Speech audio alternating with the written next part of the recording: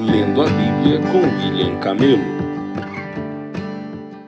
Dia 14 de abril, Josué 9, 3 a 10, 43. Contudo, quando os habitantes de Gibeon souberam do que Josué tinha feito com Jericó e Ai, usaram de astúcia para se salvar.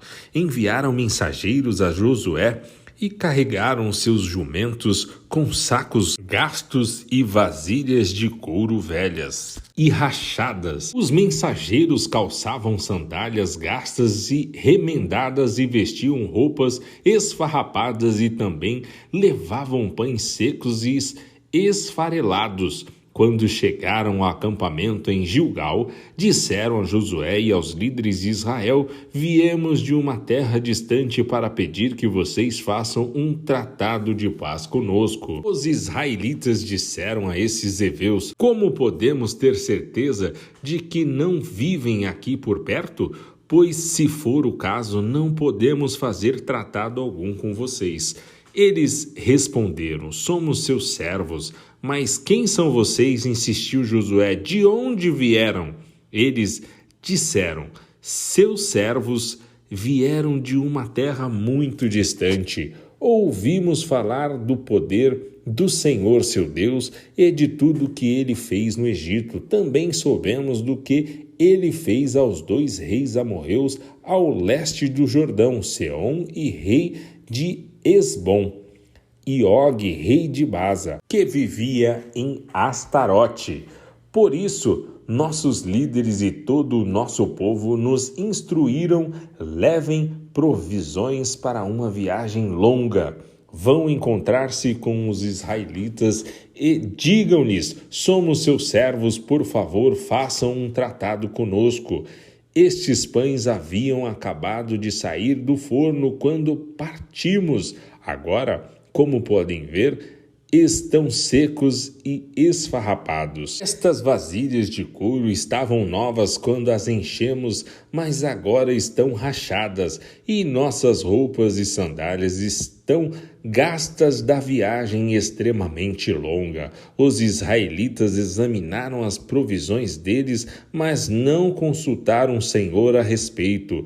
Josué fez um tratado de paz com aqueles homens e garantiu que pouparia a vida deles, e os líderes da comunidade confirmaram o acordo com um juramento. 3 dias depois de fazerem esse tratado, os israelitas descobriram que, na verdade, os gibeonitas viviam ali perto. Partiram de imediato naquela direção e em 3 dias chegaram às cidades dos gibeonitas, chamadas Gibeon, Kéfira, Beerote e Kiriate Jearim. Contudo, não atacaram as cidades, pois os líderes da comunidade haviam feito um juramento em nome do Senhor, o Deus de Israel. Toda a comunidade se queixou contra seus líderes por causa do tratado. Mas eles responderam: uma vez que fizemos um juramento na presença do Senhor, o Deus de Israel, não podemos tocar neles. Temos de deixá-los viver, pois se quebrássemos o juramento, a ira divina cairia sobre nós. Que eles vivam. Assim os israelitas os colocaram para cortar lenha e carregar água para toda a comunidade, de acordo com a decisão dos líderes. Josué reuniu os gibeonitas e lhes disse: por que vocês mentiram para nós? Porque disseram que viviam numa terra distante da nossa, quando na verdade viviam aqui perto? Sejam amaldiçoados, de agora em diante vocês serão sempre servos, encarregados de cortar lenha e carregar água para a casa do meu Deus. Eles responderam: agimos deste modo porque foi anunciado a nós, seus servos, que o Senhor seu Deus havia ordenado a seu servo Moisés que desse a vocês toda esta terra e que destruísse todos os seus habitantes.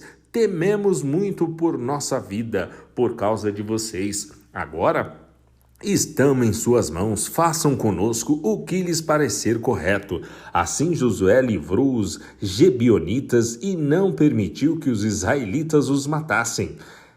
Naquele dia, porém, encarregou-os de cortar lenha e carregar água para toda a comunidade de Israel e para o altar do Senhor no lugar que o Senhor escolhesse construí-lo. Isso é o que fazem até hoje.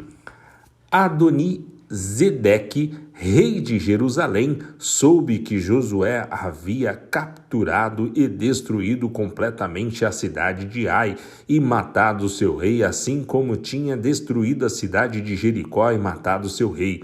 Também soube que os Gibeonitas haviam feito um tratado de paz com Israel e agora viviam no meio deles, e ele e seu povo tiveram muito medo, pois Gibeon era uma cidade grande como as cidades reais, ainda maior que a cidade de Ai, e os Gibeonitas eram guerreiros valentes. Por isso, Adoni-Zedeque, rei de Jerusalém, enviou mensageiros a vários outros reis, a Oão, rei de Hebron, a Pirã, rei de Jarmute, a Jafia, rei de Laques, e a Debir, rei de Eclon.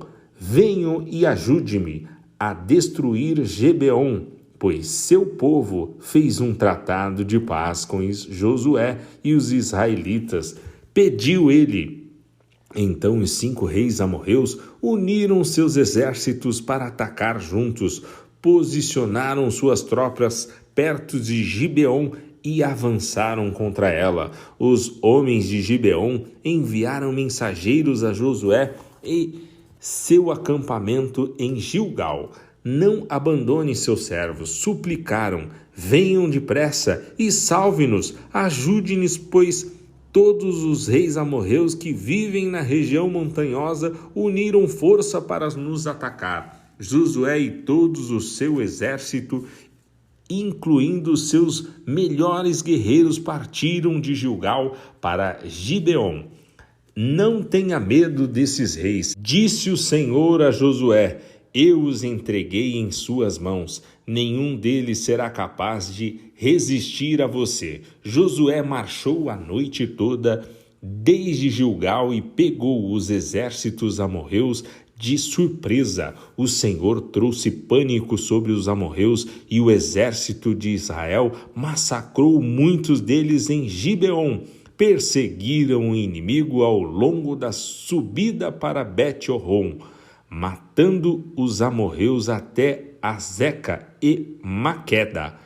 Enquanto os amorreus recuavam pelo caminho de Bet-Horon, o Senhor os destruiu com uma terrível chuva de pedras de granizo que ele enviou do céu e que continuou até chegarem a Azeca. As pedras eliminaram mais inimigos do que os israelitas mataram à espada. No dia em que o Senhor deu aos israelitas vitória sobre os amorreus, Josué orou ao Senhor diante do povo e disse: que o sol pare sobre Gibeon e a lua sobre a vale de Aijalon. O sol parou e a lua ficou onde estava, até que o povo tivesse derrotado seus inimigos. Acaso esse acontecimento não está registrado no livro de Jazar? O sol parou no meio do céu e não se pôs por cerca de um dia inteiro. Nunca antes nem depois houve um dia semelhante quando o Senhor respondeu a uma oração como essa. Certamente o Senhor lutou por Israel naquele dia. Então Josué e todo o exército de Israel voltaram ao acampamento em Gilgal. Durante a batalha, os 5 reis fugiram e se esconderam numa caverna em Maquedá. Quando Josué soube que eles haviam sido encontrados, deu a seguinte ordem: fechem a entrada da caverna com pedras grandes e ponham guardas ali para que os reis não saiam. Quanto aos demais soldados, continuem a perseguir os inimigos e matem os da retaguarda. Não deixem que voltem às suas cidades, pois o Senhor, seu Deus, lhes deu vitória sobre eles. Assim, Josué e o exército israelita continuaram a aniquilar o inimigo. exterminaram os 5 exércitos, com exceção de uns poucos sobreviventes que conseguiram chegar às cidades fortificadas. As tropas voltaram em segurança para Josué, no acampamento de Mequedá. Depois disso, ninguém se atreveu a dizer uma palavra contra o povo de Israel. Então Josué ordenou: removam as pedras que estão na entrada da caverna e tragam os 5 reis para cá. Eles tiraram da caverna os 5 reis das cidades de Jerusalém, Hebrom, Jarmute, Laques e Eclon. Os reis foram trazidos para fora diante de Josué, e ele ordenou aos comandantes de seu exército: venham e coloquem o pé sobre o pescoço dos reis. E eles obedeceram. Não tenham medo, nem desanimem, disse Josué. Sejam fortes e corajosos, pois é isso que o Senhor fará com todos os inimigos que vocês enfrentarem. Então Josué matou os 5 reis e os pendurou em 5 árvores, onde ficaram até a tarde. Ao entardecer, Josué ordenou que os corpos fossem tirados das árvores e lançados na caverna onde os reis haviam se escondido. A entrada da caverna foi fechada com pedras grandes que estão lá até hoje. Naquele mesmo dia, Josué tomou a cidade de Maquedá e a destruiu. Matou todos os seus habitantes, incluindo o rei, sem deixar sobrevivente. Destruiu todos eles e matou o rei de Maquedá, como havia feito com o rei de Jericó. Então Josué e todo o exército de Israel avançaram para Líbina e a atacaram. O Senhor entregou a cidade e seu rei nas mãos dos israelitas, que mataram todos os seus habitantes sem deixar sobreviventes. Depois Josué matou o rei de Líbina, como havia feito com o rei de Jericó. De Líbina, Josué e todo o exército israelita avançaram para Laques e atacaram. O Senhor também entregou Laques nas mãos de Israel. Josué a tomou no 2º dia e matou todos os seus habitantes, como havia feito com Líbina. Durante o ataque a Laques, Orrão, o rei de Gezer, chegou com seu exército para ajudar a defender a cidade, mas os homens de Josué mataram o rei e seu exército sem deixar sobreviventes. Em seguida, Josué e todo o exército de Israel avançaram para Eclon e a atacaram. Tomaram a cidade naquele dia e mataram todos os seus habitantes. Destruíram todos, como havia feito com Laques. De Eclon, Josué e todo o exército de Israel subiram para Hebrom e a atacaram.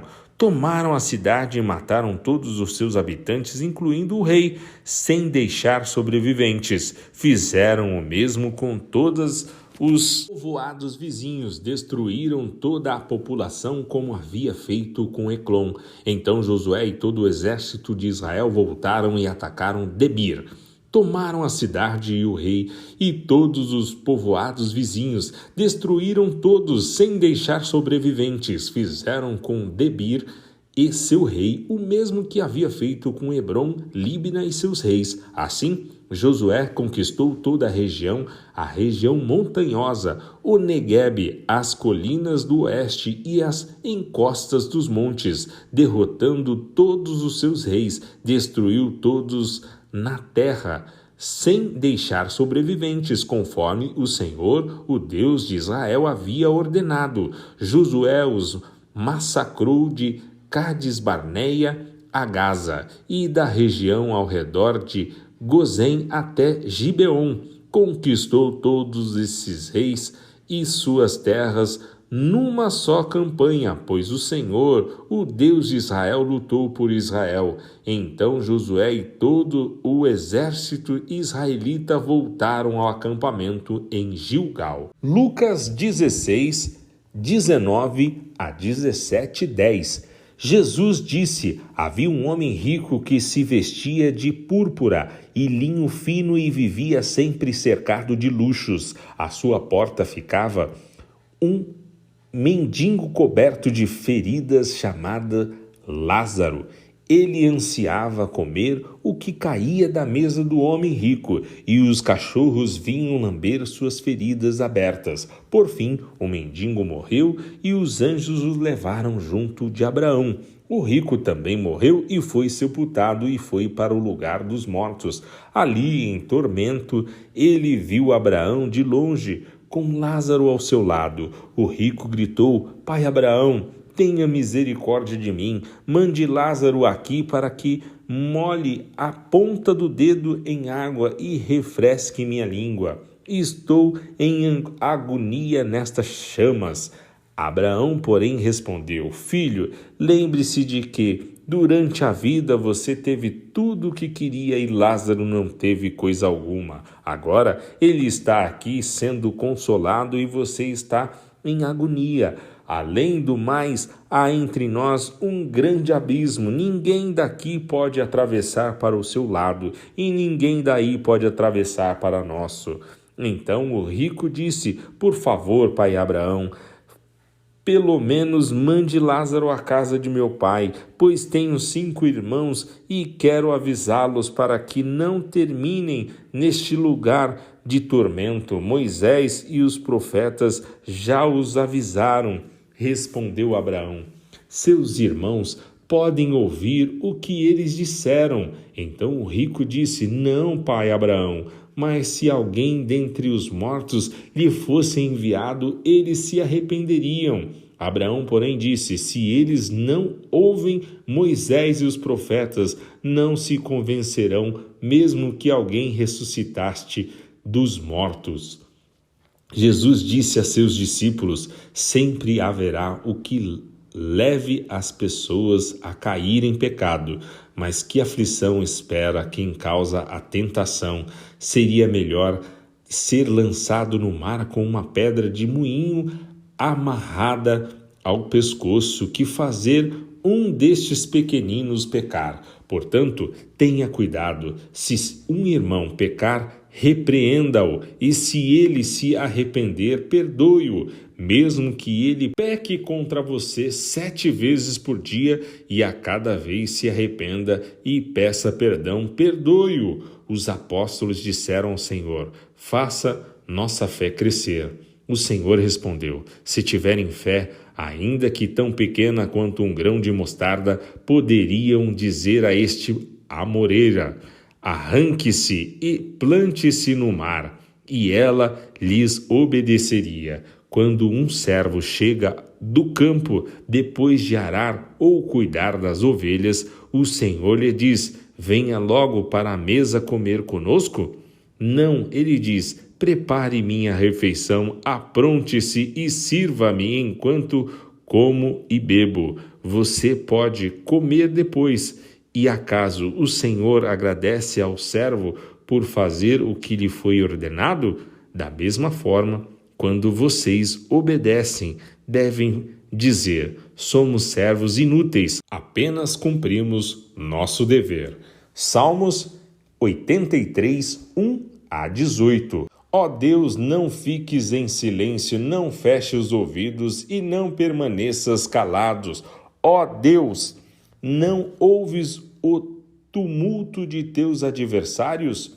Não vês que teus inimigos te desafiam, tramam com astúcia contra o teu povo, cuspiram contra os teus protegidos? Dizem: venham, exterminemos a nação de Israel para que ninguém se lembre de sua existência. Sim, em unidade decidiram, fizeram um trato e aliaram-se contra ti os edonitas e os ismaelitas, os moabitas e os agarenos, os gebalitas, os amonitas e os amalequitas, os povos da Filistia e de Tiro. A eles também se uniram os assírios e se aliaram aos descendentes de Ló. Trata-os como trataste os medianitas, como trataste Sisera e Jabim no rio Quizon. Foram destruídos em Endor.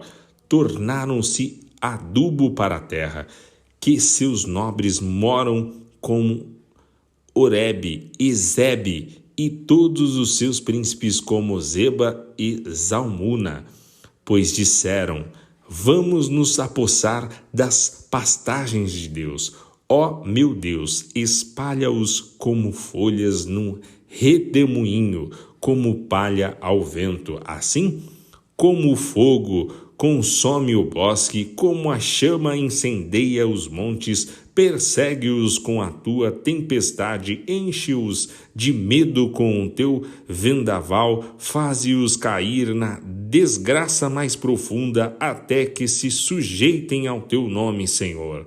Sejam envergonhados e aterrorizados para sempre, e morram em desonra. Então aprenderão que somente tu és chamado de Senhor, somente tu és o Altíssimo, soberano sobre toda a terra. Provérbios 13:4. O preguiçoso muito quer e nada alcança, mas os que trabalham com dedicação prosperam.